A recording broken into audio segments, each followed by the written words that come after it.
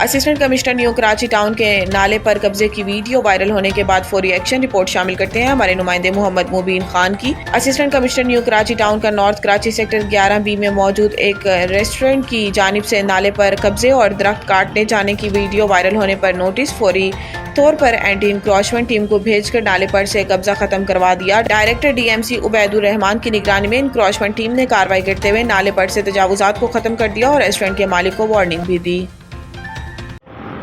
अस्सलाम वालेकुम।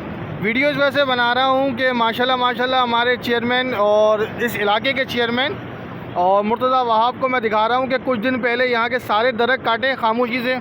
आज अभी ये 7:30 बजे का टाइम है सुबह और यहाँ पर लाके अब ये कब्ज़ा माफिया यहाँ पर नाले के ऊपर आ गया है। बारिशों के अंदर यही नाला भरेगा। इन सब को मैंने पूछा है, किसी एक बंदे को भी नहीं पता ठेकेदार कौन है, कौन करवा रहे, कौन कुछ है, कुछ भी नहीं पता।